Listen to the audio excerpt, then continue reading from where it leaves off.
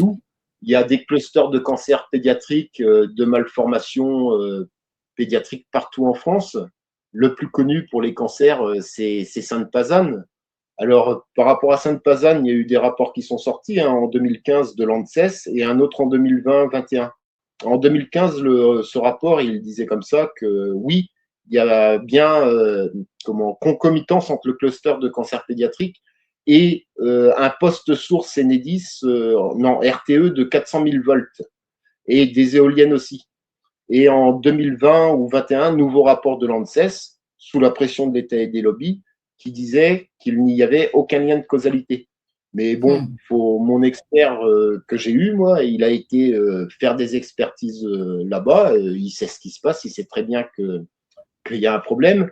Alors, quand il y va de lui-même, à la demande des gens, bon, qu'il y est allé, il retrouvait des problèmes de remontée d'électricité de salle.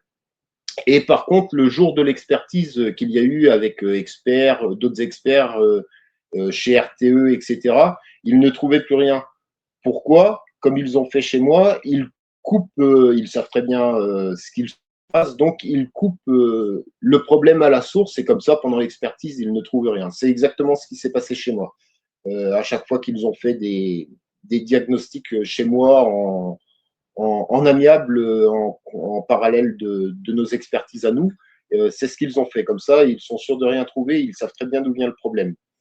Et donc, dans le rapport de l'ANSES, donc il n'y a pas de lien de causalité, ils ont quand même dit, ils ont osé dire qu'il y avait ces problèmes de cancer étaient dus à des poussières de bois, parce qu'il y a une scierie qui est pas loin, mais qui est fermée depuis, ça faisait 3 ans avant le rapport qu'elle était fermée.